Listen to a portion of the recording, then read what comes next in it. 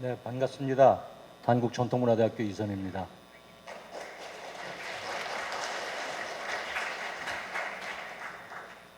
지금 로버트 해먼드 선생님 발표 잘 들었습니다.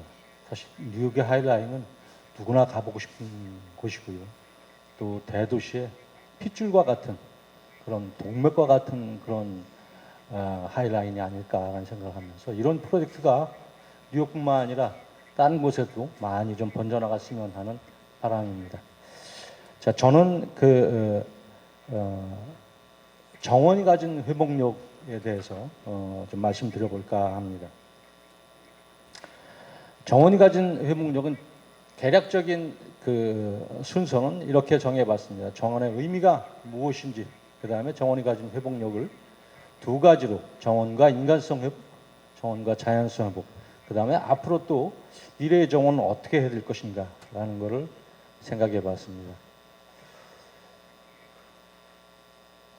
자, 제일 먼저 보여드리는 이 그래픽은 위키피디아에서 제가 발췌를 했습니다. 위키피디아에 특히 영문편보다는 독일어판에 이게 나오더군요. 이 헤메록이라는 항목인데요. 이게 일종의 자연에 대한 인간 척도를 나타내는 것인데, 이 그림이 저한테 주는 그런 여러 가지 시사성이 상당히 많이 있다고 생각이 됩니다. 이 부제로는 또 이 헤베로비의 그래픽의 부제는 자연과 문화의 경계가 어디인가, 이거를 부제로 달고 있어요. 그러면서 이거를 공간적으로 해석을 해보면 왼쪽에서 오른쪽으로 가보면 아프리카 현재 아마존이나 오른쪽으로 할수록 뉴욕이나 파리처럼 느껴지기도 하고요. 요걸 시간 개념에 대입해 보면 과거와 현재처럼 원시 시대에서 중세를 거쳐서 근대로 또는 현대로 넘어가는 이런 시간 개념처럼 저는 또 해석할 수 있겠다라는 생각이 들더군요. 그리고 우리의 주제인 정원으로 보면 어디 이 중간쯤에 중세가 되겠죠. 상당히 정원도 자연을 통제하고 인공을 강조했던 시기에서 지금 현재는 자연을 강조하고 인공을 취소하는 그런 경향으로 바뀌지 않은가 하는 생각을 해봅니다. 사실 정원이라는 것은 자연과 문화, 자연과 인간의 중간쯤에 위치한 그런 교집합이라고 할 수가 있겠습니다.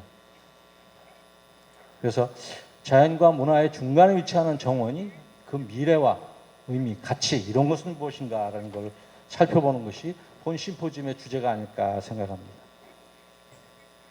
두 번째 챕터로는 정원이 가진 회복력입니다. 사실 이 정원이 가진 회복력은 문화와 자연이 만나는 그런 정원을 통해서 두 대상, 즉 자연과 인간이 그 회복에 대해서 궁리를 해본 것이다 라고 저는 그 생각을 해봤습니다. 그리고 이 국제 심포지엄의 주제인 정원이 가진 회복력이라는 주제를 받으실 때 저는 그것이 상당히 중의적으로 해석을 할 수 있지 않을까 이런 생각이 듭니다.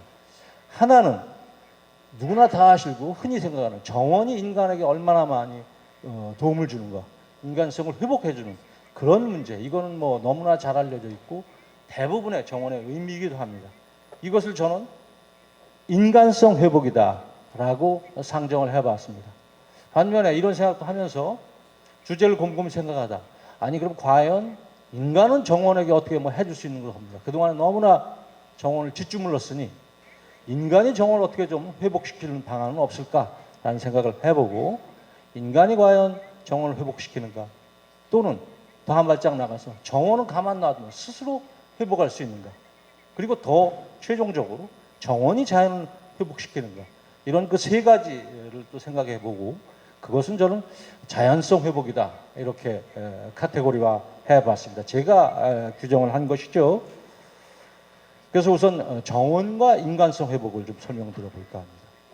이거는 뭐 다 아시는 내용들인데 시간 관계상 빨리빨리 진행을 하도록 하겠습니다. 자료를 찾다 보니 작년에 그 네이처지에 이런 논문이 나왔더군요. 그 대만의 부천하 선생님이 주도해서 그 코로나와 인간의 회복력 향상에 관한 논문입니다. 주로 대상지가 이제 대만과 베트남, 태국인데요. 이것이 이제 코로나가 발병된 지역과 인접해 있다 보니까 초창기에 상당히 많은 그런 저걸 겪었죠. 그래서 결론부터 말씀드리면 이 코로나 시절에도 정원 가꾸기는 사회적 거리두기를 유지를 하면서도 자연을 접할 수 있는 아주 좋은 기회로 해서 결국 정원과 정원 가꾸기가 우리 인간의 정신적으로나 육체적 회복에 상당히 많은 기여를 했다. 그래서 결국 인간성 회복에도 정원이 중요한 역할을 한다라는 논문 내용이었습니다. 다 아는 사실이었겠지만, 자, 지금 보여드리는 이 사진은 아마 우리나라 분들 많은 분이 가보시지 않았을까 합니다. 서울의 대형 병원인 아산병원, 서울 아산병원입니다. 그 앞에 아주 그 울창한 그런 정원이 조성돼 있죠. 이거는 일반인들도 다 요즘은 영화와 또 전시회를 통해서 많은 분이 알고 계시는데요. 작년에 그 세계 종영화 협회 이플라에서 제프리 젤로코 상을 받으신 정영선 선생님의 작품입니다. 사실 병원 정원이라는 것은 일반 정원과는 상당히 상이하게 독특한 정원이죠. 환자, 보호자 또는 의료진을 위한 그런 치료의 공간이고 회복의 공간입니다. 저는 그 정영선 선생님의 인터뷰가 상당히 기억에 남더군요. 환자들이 나무 그늘 아래서 쉬거나 또 가족이나 보호자가 울창한 나무 속에 숨어 마음 편하게 펑펑 울 수 있는 공간을 만드는 일이다. 아주 저는 100% 공감을 했습니다. 그래서 이 정영 선생님은 식사를 하실 때도 나무들도 생명력이 왕성한 그런 나무들 중심으로 하시고요. 또 공간도 그렇게 가족이나 환자들이 서로 껴안고 펑펑 울 수 있어요. 이런 공간을 울폐된 그런 독립된 공간을 연출하셨던 것이죠. 그러니까 정원이 고통을 다스리고 희망을 얻어서 회복을 얻는 그런 공간으로 거듭나게 된 것입니다. 아마 많은 분이 가보셨을 겁니다. 아주 이런 독립된 공간에 여러 생명력 넘치는 식물들을 심어서 그것이 환자들이나 또는 가족들이나 아니 심지어 의료진한테도 에너지를 줄 수 있는 그런 공간들을 만드셨습니다. 이런 공간입니다. 자, 그래서 정영 선생님은 이런 말씀도 하셨어요. 조경은 땅에 쓰는 한편의 시가 될 수 있다. 우리가 갖고 있는 정원이 모든 이들에게 영감의 원천이 되고 치유와 회복의 순간이 되길 바란다. 아주 중요한 말씀이죠. 그러니까 정원이 우리에게 위로와 치유를 주고 또 회복과 영감의 공간으로 거듭나야 된다라는 말씀을 하셨습니다. 자, 요거는 최근에 자료를 찾아보고 또 다 보니 제가 올 여름에 읽은 책인데요. 들풀의 구로원이라는 책입니다. 이거는 뭐 간단히 말씀드리면 영국의 작가인 빅토리아 베넷이라는 분이 에세이인데요. 이거는 상당히 여러 가지 사정이 힘들어서 시골로 이사를 가셨는데 그 이사한 장소가 바로 채석장 주변이었던 겁니다. 그러다 보니 마당이 전부 돌무더기 있고 그런 곳을 주변에 있는 씨들을 하나씩 다 주워 모아서 그 돌무더기 정원을 가꾸면서 자기의 그런 인간성을 회복하는 그런 이야기들입니다. 자, 그러면 두 번째 소재로는 정원과 자연성 회복을 한번 생각해 봤습니다. 사실은 정원이라는 것이 의미가 지속적으로 변화가 되어 있는데 예전에는 그 인간이 자연을 통제하는 방식으로 지배하는 방식으로 그러다 보니까 이종의 자기 인간의 힘을 과시하고자 정원을 많이 이용을 했었죠. 그러다 보니 상당히 인공시설물, 조각이랄지 분수랄지 그런 연못이랄지. 근데 최근에는 인간과 자연이 공존하는 방향으로 가지고 있습니다. 현재 주목받고 있는 자연주의 정원도 그 연장선상에 있다고 할 수가 있죠.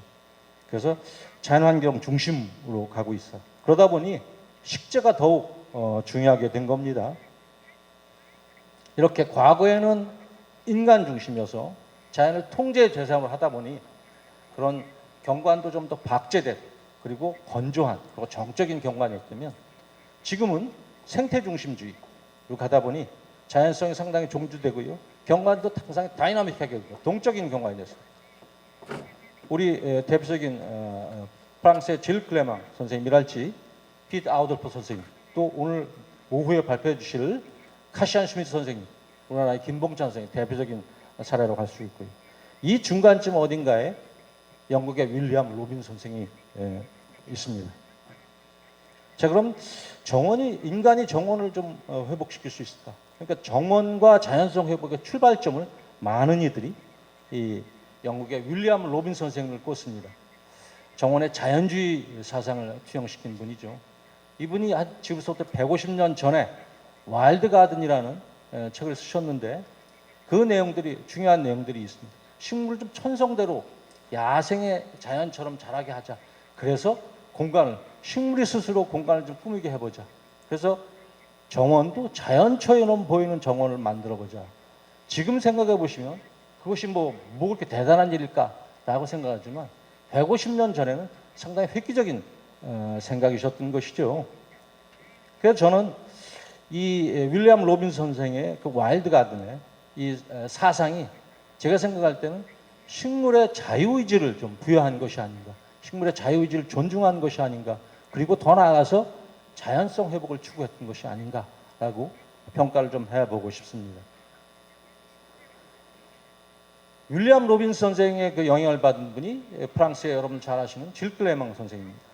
정원의 그 자연주의 사상을 널리 확장시키고 또 전파를 시키셨죠. 이렇게 그 질 클레망 선생이랄지 윌리엄 로빈슨이랄지 이런 분들의 배경에는 제가 생각할 때 프랑스의 교육 철학자인 장자크 루소 선생이 있지 않을까라는 생각합니다. 제가 이 그래픽에 장자크 루소 과려열고 식물학자를 쓴 이유는 원래 여러분 잘 아시는 에밀이라는 유명한 책을 쓴 장자크 루소 선생이 교육가이고 사상가이고 철학자이지만 말년에는 식물학에 아주 매진을 해서 거의 식물학자라고 할 정도로 이런 책들이 나와 있으니 여러분들 한번 나중에 살펴보시기 바랍니다. 그래서 식물학자 못지않게 아주 식물 연구에 열심히 하셨어요. 장자크 루소의 자연에 대한 생각, 식물에 대한 생각을 세 가지로 요약해 본다면 우선 식물의 생육, 흥망성쇠는 자연환경과 아주 밀접한 관계가 있다. 결정적인 역할을 한다라는 것이 첫 번째 중요한 주장입니다. 그리고 그렇기 때문에 식물을 옮겨 심는 거, 이식의 성패도 그 장소의 그 입지 환경에 따라 좌우된다라는 말씀하셨죠. 그리고 자연 연구의 최선책이 현장 관찰, 현장 경험 이런 것이다라는 말씀을 하셔서 식물과 서식 환경의 그런 맥락을 아주 중요한 지금부터 한 200년 전쯤에 중요한 생각을 하신 분이죠. 그리고 식물을 그냥 단지 취미로만, 식물 호기심만 모신 것이 아니라 숲이나 루소 선생은 산책을 상당히 많이 했었는데 숲이나 식물을 보면서 식물이 가지고 있는 그런 정서적인 효용성 또는 심리적인 치유 이런 거에 관심이 상당히 많으셔서 어찌 보면 자연치유의 지금 현재 숲치유, 자연치유 얘기를 많이 하는데 그 자연치유의 선구자가 아닐까 이런 생각도 해봅니다. 그리고 또 예나 지금이나 아직도 유행하는 토피아리를 장자크 루소 선생은 식물에 관한 고문이다 라고 말씀을 하시면서 이런 자연스러운 경관을 상당히 추구하셨던 것이죠. 사실 이런 장자크 루소나 또는 윌리엄 로빈슨 그 다음에 질 클레망 선생이 추구했던 자연주의 사상은 사실 우리나라에서도 오래전부터 존재를 왔습니다. 특히 오늘 연사로 오신 여러 외국인분들한테 좀 꼭 소개해드리고 싶어서 제가 시간이 없음에도 이렇게 준비를 했는데요. 대표적인 창덕궁 후원입니다. 한국의 전통적인 궁궐의 정원이죠.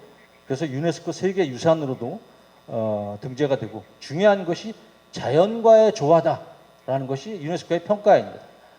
기존에 있는 지형이 그대로, 그 다음에 물을 그대로 또는 돌멩이와 식생을 거의 그대로 유지를 시키면서 정원을 꾸몄다는 것이죠. 그래서 유네스코의 문화유산으로 등재된 중요한 이유 중에 하나입니다.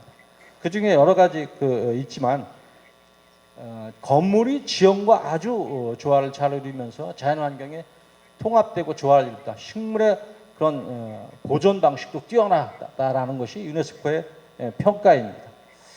이것이 이제 지금부터 약 한 150년 전, 200년 전 거의 그 창덕궁의 모습입니다. 앞쪽이 궁궐의 건물이고요. 뒤쪽이 이제 후원입니다. 좀 더 클로즈에 보면 이 뒤에 있는 물기를 그대로 이용을 해서 일부 물을 담아서 연못을 만들고 또 돌멩이가 있으면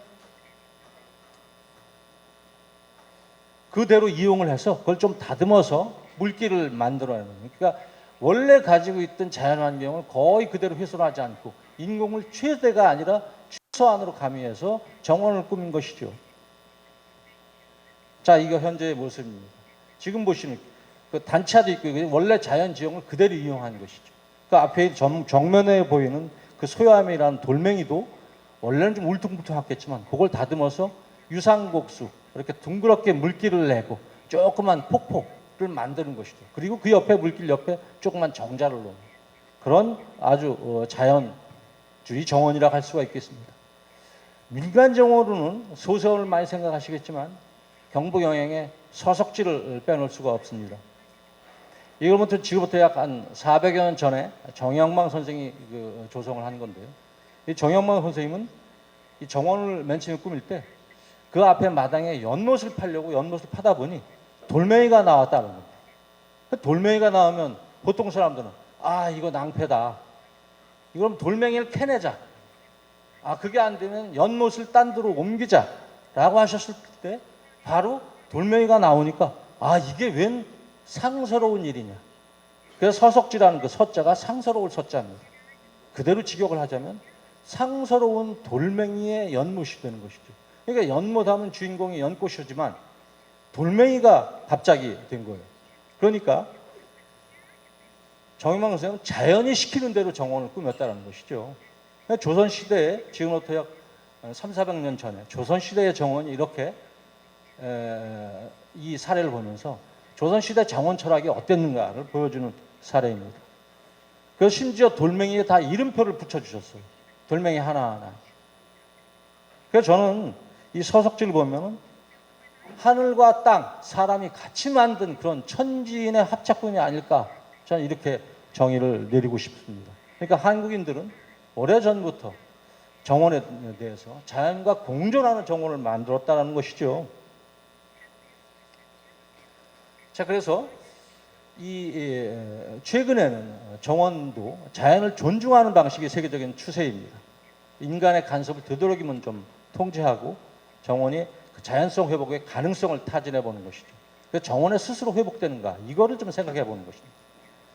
하나의 사례를 질클레망 선생의 프랑스의 그 앙리 마티스 공원입니다. 벨기에와 프랑스 그 접경지대인데요.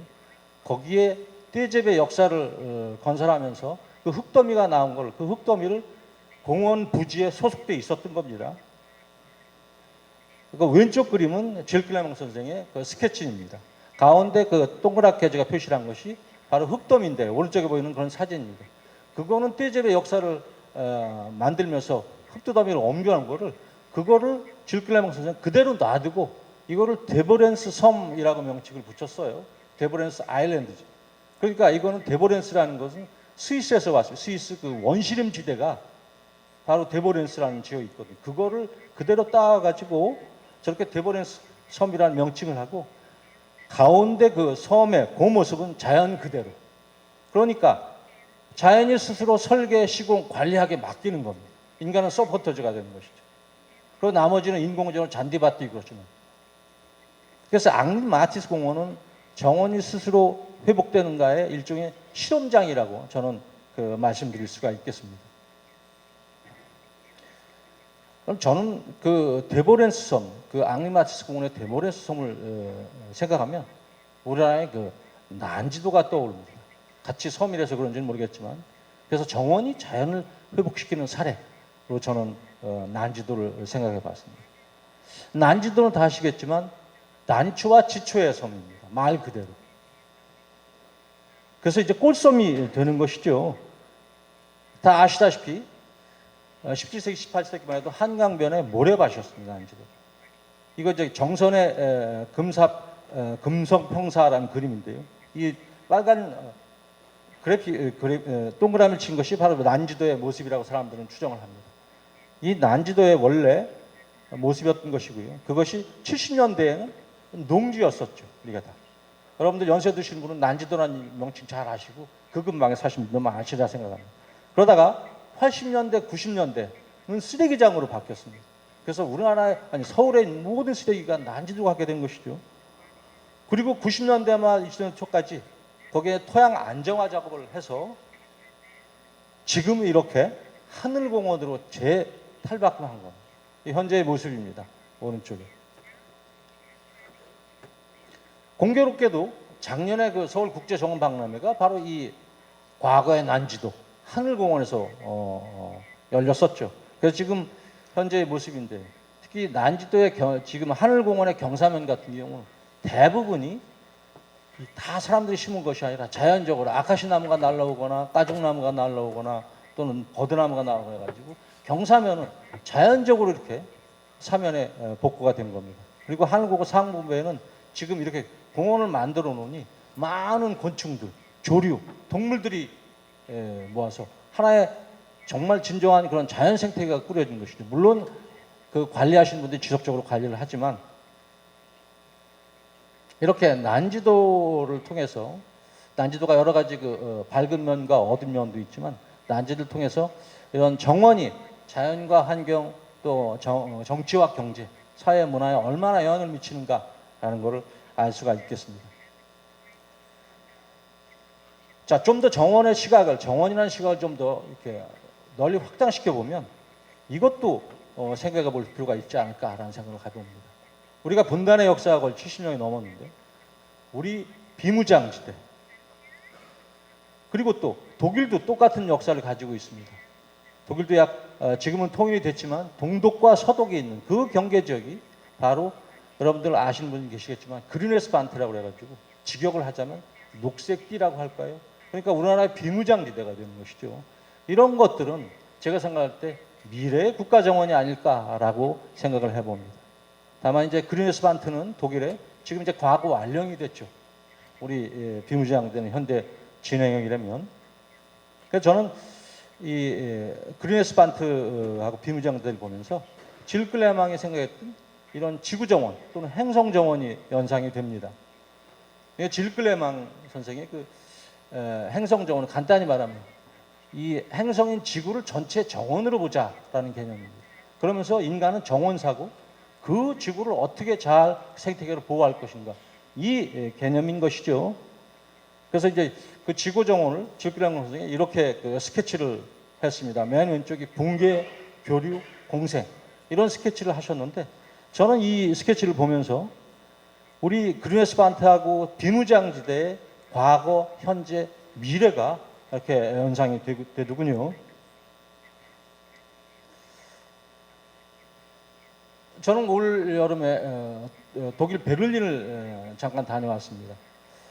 베를린에 보면 동베를린과 서베를린이 있는데 그 중간쯤에 장벽이 있었죠. 지금 이제 그 베를린 장벽 박물관이 있고요. 그 바로 중간쯤에 제가 막 묵던 마침 그 호텔 근에 그 박물관이 있었고요. 화해의 교화가 있었습니다. 우리 독일과 우리나라는 상당히 동질감이 많이 느끼는 그 분단의 역사를 겪었기 때문이죠. 그 앞에 있는 그 동상이 아주 눈에 띄더군요. 그러니까 이념과의 화해, 동독과 서독과의 화해, 사람과의, 이웃과의 화해, 형제 간의 화해, 이런 뜻하는 그 조그만 동상이 화해의 교 앞에 상당히 가슴 뭉클하게 했습니다. 사실 독일은 이 그린웨스반트를 통해서 그린웨스반트가 이제 회복되면서 인간성 회복과 자연성 회복을 경험하지 않았을까, 이런 생각을 해봅니다. 그러면서 우리도 이런 비무장지대가 일종의 그 이념에 갇힌 자연 아니겠습니까? 이것도 언제는 좀 회복되지 않을까라는 희망을 가져보게 됐습니다. 자, 이제 미래의 정원은 어떨 것이 될 것인가라는 걸 좀 생각해 봤습니다. 아까 초반에 소개드렸던 우리나라의 대표적인 조경가이시자 정원가이신 정영 선생의 말씀을 다시 한번 인용하도록 하겠습니다. 정원은 단지 꽃과 나무를 심는 것에 그치지 않는다. 더 나아가서 자연 회복, 자연 보호, 또 국토 경관 보존이 최종 목표다 말씀하시죠. 그러니까 정원이라는 건 단지 그런 조그만 정원이 아니라 나아가서 국토 보존까지도 생각해 볼 수 있다는 말씀이죠. 상당히 중요한 말씀입니다. 그러니까 인간성 회복을 넘어서 자연성 회복에 중점을 두고 앞으로 그 생태 중심주의 정원의 의미와 가치가 아주 부각될 것으로 예상을 하고요.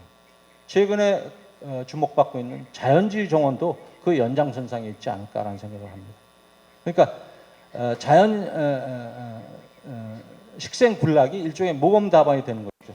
거기에서 이제 식재 개념을 받아서 쓰는 것인데, 여기에는 다 아시겠지만 영국의 유럽의 독일의 여러 학자들이 많은 역할들을 했습니다.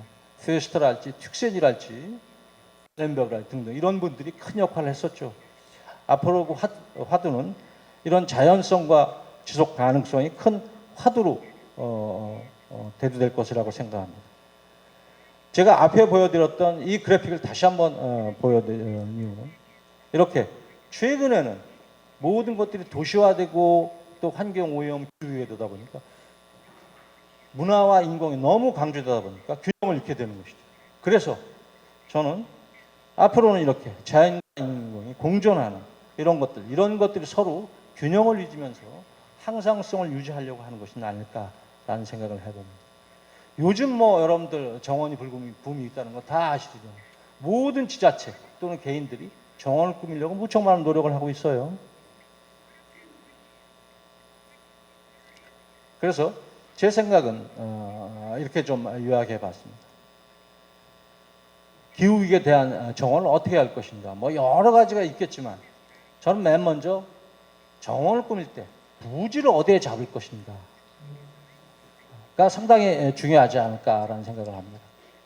그냥 정해진 것이 아니라 부지를, 특히 대규모 정원을, 국가정원이랄지 지방정원 같은 경우, 그런 것 같은 경우는 이 부지 선정이 아주 중요한 역할을 하죠. 지금 올여름에 얼마나 극심한 폭염 또 폭우에 시달렸습니까?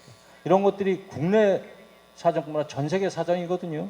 그렇기 때문에 정원의 선택을 하는 것이 땅을 어디다 정하는가, 그 부지를 어디다 정하는가, 그것이 결정적인 역할을 하리라 생각합니다. 그 루소의 생각도 여기에 다 있는 것이죠. 그리고 두 번째로는 생물 다양성도 상당히 중요하다고 생각이 듭니다. 다시 말해서 그냥 자연환경을 특성을 좀 유념을 해가지고 생태적으로나 경관적으로나 역사적 의미도 중요하게 좀 고려해 봐야 될 것 같습니다.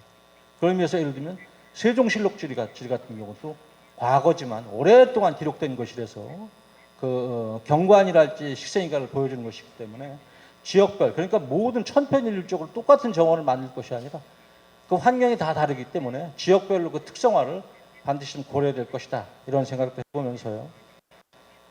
앞으로 팬데믹은 계속 온다는 얘기가 있기 때문에 팬데믹에 대한 대응도 생각해 봐야 될 것 같다는 생각이 듭니다.